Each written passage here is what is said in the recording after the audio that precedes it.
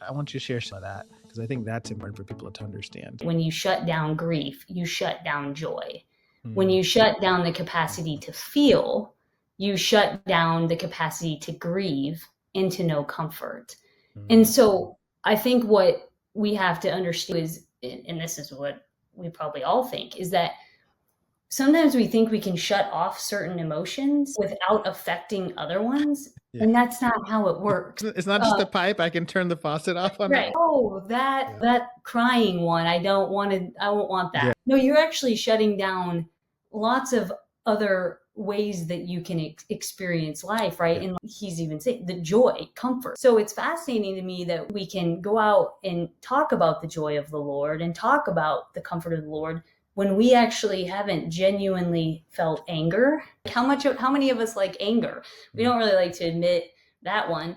Anger and all the vulnerable emotions that most of us don't want to admit. But in my experience, which I very much realize becomes a lot of artists or a lot of creatives, the feeling components, and they feel deeply and it's hard to express all that's being felt. But when you enter the pain, it's now not just a loss and something that's happening, but you actually are willing to feel it with everything that you are. And you find Christ in those moments. I do believe that is the real resurrected life that is talked about scripturally. And when I say this creative process that happens, it's in those moments you had with the Lord that you know something different and you know the Redeemer. I even think that is a huge piece. Do we know God experientially and deeply as our Redeemer? Because share this moment. I think it's extremely important in terms of how we understand even redemption, but kairos type moments, right? When I was very young, experienced a traumatic incident where my friends passed away in a car accident at age 6. And so then from that, I had, same death of my grandfather. So things that had happened at a very young age, which is why I have been processing grief my whole life. Recently, my grandma passes away, and I've shared this story with you. I go to her funeral, and my aunts had asked us all to share, something if we could. And now, in my process of grief, after experiencing funerals at a young age, I had been working for 30 some years to actually go to a funeral. I started out as I would prepare everyone. I'd be like, if I went to one, I'd say, hey, I just want to let you know I might have to leave, because I couldn't even be in them without the flooding of the emotions from that moment of when I was little. The Lord graciously worked in process.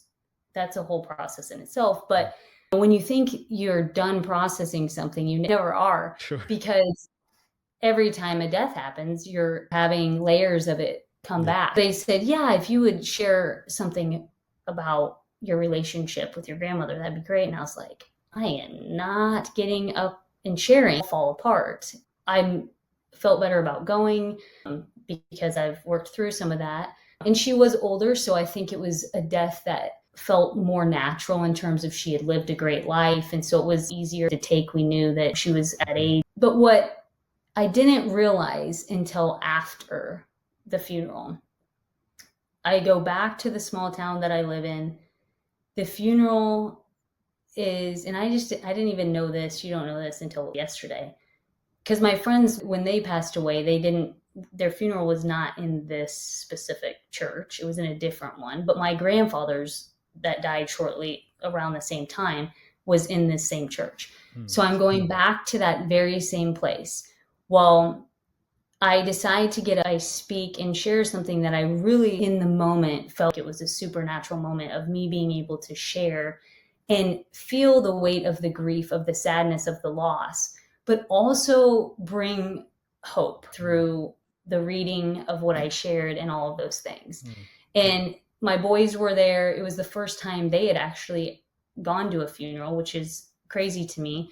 But they got to see their mother stand up, cry, but also deliver a message of the greater hope of what we have with eternal life. So then looking back at it, I then realize oh my gosh, all the things that were happening in that one moment was my grandfather actually passed away before my friends did, which I thought it was the reverse. That church that I was in, the first funeral I ever attended was in that very church. Oh, wow. The funeral procession I walked down at 5, 6 years old, that was one of the hardest moments of my life, Mhm.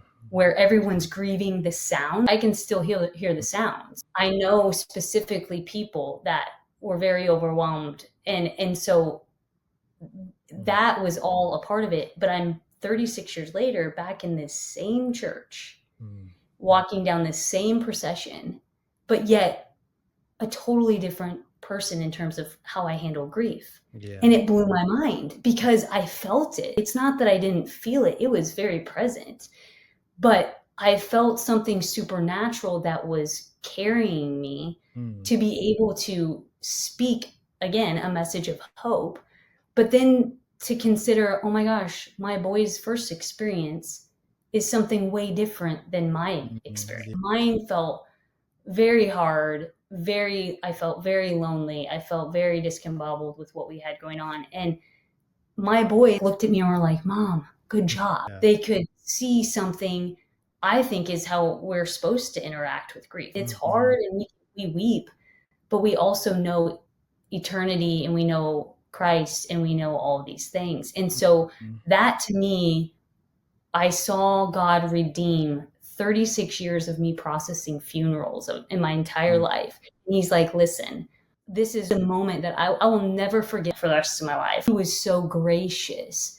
The same spot with a completely different experience 36 years later. I felt very lonely. I felt very discombobulated with what we had going on. And my boys looked at me and were like, Mom, good job. Yeah. They could see something, I think, is how we're supposed to interact with grief. It's hard and we weep, but we also know eternity and we know Christ and we know all these things. And so that to me, I saw God redeem 36 years of me processing funerals in my entire life. And he's like, listen, this is the gift. This is a moment that I will never forget that moment for the rest of my life. He was so gracious. The same spot with a completely different experience 36 years later. And I'm actually speaking a message of hope where I felt sick, so isolated, and so, again, I think in a lot of ways, I felt the trauma and the pain of what was happening, and he redeemed it all. And I think you can't make that up. Yeah. Where it's like he's still, but I also will say, and you and I in our seminary journey, one of the things that we are learning to do is to slow down. And you realize that in your moments, I'm realizing that in mine. When we slow down and we actually are paying attention, we realize all that God is doing. Yeah. And we have Dr. Sharona to thank for that. We are not going to move in any forward direction without hearing the words of slowing down to the speed of life, to the speed of revelation, which is not the hurried culture we're in. And I'm actually speaking a message of hope where I felt sick, so just isolated, and so, and I think in a lot of ways, I felt the trauma and the pain of what was happening, and he redeemed it all. And I think you can't make that up. Yeah. Yeah. Where it's like he's still, but I also will say, and you and I in our seminary journey, one of the things that we are learning to do is to slow down. And you realize that in your moments, I'm realizing that in mine. When we slow down and we actually are paying attention, we realize all that God is doing. Yeah. And we have Dr. Sharona to thank for that. We are not gonna move in any forward direction without hearing the words of slowing down to the speed of life, to the speed of revelation, which is not the hurried culture we're in. Right. It's the slow but steady guidance of the Spirit that says, look at this. It's you can't, and that's creative, right? That is in itself how God took 36 years and creatively, deeply inside of me, formed a new understanding of funerals and of death, right? And I think that is, at the end of the day, Yeah. We are all processing, yes, loss, but really death, because it's a hard concept to even grasp. And he shows us something completely different. Yeah. No, that's incredible. Because I think if we think about God walking with 6-year-old Sheena, and in that moment, as you're experiencing that, God is with 41-year-old Sheena. Yeah. And he understood the journey you're going to take. And he Yes. understood how he was going to process you through that. So like when we're in our moments of grief and when we're looking at the present moment of grief that we're living in, Christ is so much bigger than that moment, that he's already in the redemptive spot and he's seeing it from that place already. But Mm-hmm. we have to just walk through the process to get there. I think that's such a hopeful thing. No, and your experience now and what you're able to model for your kids is so much different than what you experienced. But Yes. you paid the price to Yes. to walk the long journey. And I think nobody wants to walk the long journey. We want the shortcuts, right? Yeah. We all want the shortcuts. But it is the long journey that produces the lasting fruit ultimately.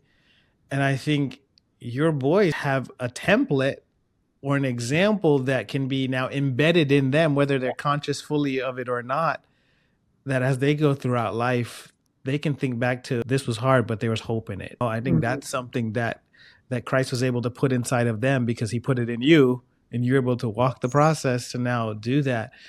And I think us embracing these journeys of helps us and benefits us, but I think it ultimately benefits others too when we do it right. Yeah. It's not just about us. We get to be Christ and demonstrate that in a better way to others. And I think that's something, it's not easy. It's not easy to think about that while you're in the middle of grief. I get that. Right. So I'm not saying get over it. Just think Christ is going to make everything fine. But I, like you just described, it's the process of slowing down. And Yes. I described what I did. I intentionally slowed down when I heard my dog die. I'm going to choose not to run away from this Mm-hmm. so I can find Christ in the middle of it.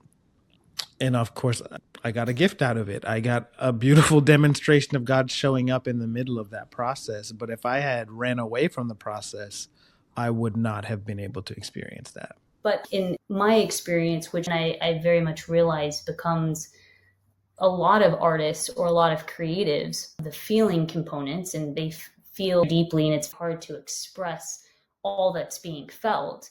But when you enter the pain, it's now not just a loss and something that's happening, but you actually are willing to feel it with everything that you are, and you find Christ in those moments. I do believe that is the real resurrected life that is talked about scripturally. We want to get to Easter, but what I had written was that do not run from your grief, for grief, when entered, felt, and fellowshipped in, that which transforms the internally dead into eternal life. Wow. When we are willing to grieve the trials of this world, then we discover him who bore them.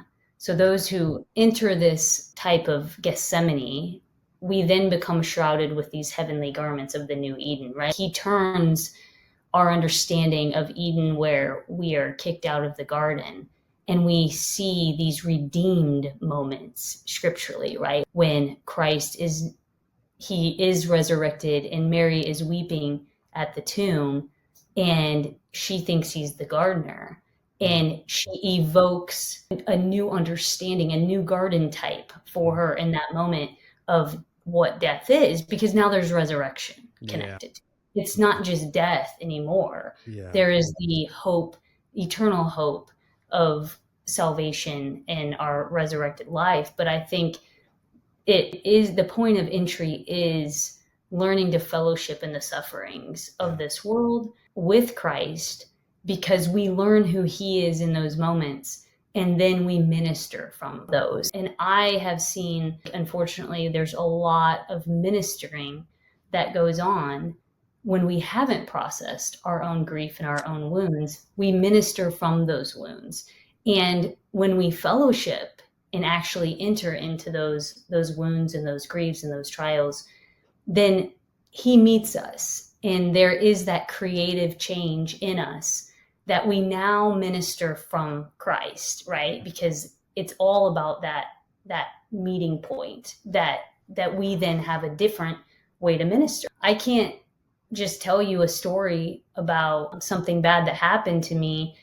I can tell you that, but I think what makes it impactful and makes it provoking is the witness essentially is my process, but my process with Christ. Yeah. And that testimony is the spirit that then seeds the hearts of other people, and it lights them up and allows them to say, hey, you know what? I've been through this. I have a testimony, I have a witness of Christ redeeming these moments. Mhm. Like, this is an invitation. And I just see when we minister from that place, the seeds are sprinkled and will evoke something new, something different that is an invitation into something completely different from what they've known as well. Well, I think that's really good, because I think sometimes in that escape or in that trying to run quickly to the end result, we're missing the gifts in the grieving, and those gifts are what's preparing the newness and what's cultivating that. So like if you think about the story of Jesus and Lazarus, they tell him Lazarus died and Jesus starts weeping. Jesus in his mind, I'm sure, was like, I'm going to pray for Lazarus. I'm going to raise him from the dead. But he weeps as if he's not going to raise him from the dead. He weeps as if he doesn't know that's coming. He weeps as if resurrection doesn't exist in that moment. And I think that's part of the slowing down. If we keep trying to run to resurrection, we're missing what's happening in that weeping and what God is cultivating deep within inside of us as we weep. And I think that's one of the things Christ was modeling for us in that moment. I know resurrection is coming, but I'm going to sit with you and I'm going to weep in this spot with you as if I don't know resurrection is coming. That it shows you how present God is. He's so present in the moment that he's not rushing to the next moment like we often try to do. And he embraces the weeping. He lets the grief fully take place inside of him, and he gives it space before he transitions. Okay, I let the grief take place. Now I can move to resurrection. And I think that's what we all have to learn to do, is let the grief. I think part of our fears is we think the grief is going to destroy us. Right. And Christ is like, just let it come. I'll bring you resurrection, but just embrace the entire process so you can get everything I want you to get. And how I actually do transformation takes place in the grieving. I think it's important for us to understand and to learn this so we can live this out to really demonstrate Christ and walk in the fullness of what he's really calling us into.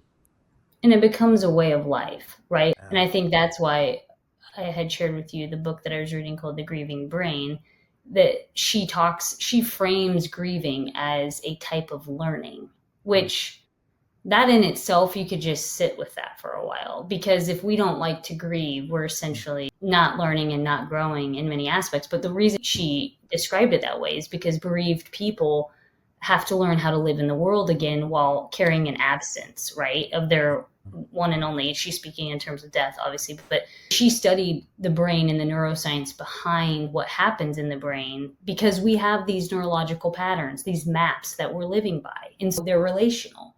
And so when we have a person, especially a spouse or a child, somebody that's extremely close to us, that we've created a life and a lifestyle around that person, then when that person is absent, all of those same habits and patterns that we're used to doing that are unconscious, these are a map in our brain that just says, hey, someone's coming home, the garage door is opening. Those are all signs that the person is there, and then the person's no longer there. Same with, you probably noticed that with the loss of your dog. When you came home, there was probably certain patterns and things that you guys did every time you came home, and now that pattern is no longer there.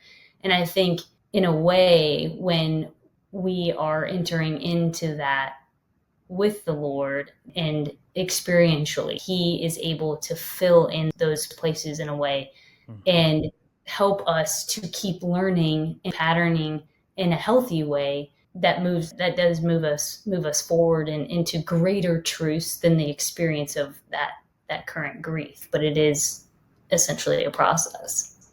Yeah, 100%. I think this has been a really good conversation. Anything else you want to share? Any insights you want to share as we just bring it to a close? I think we hit a lot, and it's obviously complex, and we could probably have many more conversations and go down a lot of other things. But I think, yeah, that it's not something to fear or to be afraid of, that it's actually in framing it as an invitation. I think an invitation to discover Christ in ways that we never have, that allows us to experience a fullness of his character, of him as redeemer, as him as the suffering servant. And that essentially will and sustain people who want to be in ministry, because we have the ability to identify with those who are suffering, with those who are grieving, with the widow, with the ones that we are supposed to be in with, the outcasts. When we enter into our own places of abandonment, of loss and suffering, then it just equips us to be able to minister Christ in a way that is authentic and that is real. And we are just, again, the vessel. We hear that said, but when you embody it, when you've actually done the work, there is a different outcome, and a creative outcome that only, the Lord can do. So, yeah, awesome. Nope, that was excellent. And I just want to encourage anyone that's watching, if you're in a process of grieving, take away some of the tools that we shared and just really realize that Christ is in this process with you. I think the fear is we're grieving alone. I think the fear is we're not going to make it through the grief. And I think that's what scares us more than anything else. And just remember, Christ is with you in this process, and he will walk you through step by step, and he'll bring you to the other side into resurrection. But we can't ignore the grief to get to resurrection. Just embrace the process and just encourage you that Christ is with you on the journey. Hey, thanks for watching. I hope that content was encouraging to you. If that was something that was encouraging to you, go ahead and click the like button so I can know that this content is actually making an impact on you. Go ahead and share it with someone that you think this could encourage. And then if you're not already subscribed, go ahead and subscribe to the channel so we can stay connected, continue to have these conversations, and continue to grow together in our journey.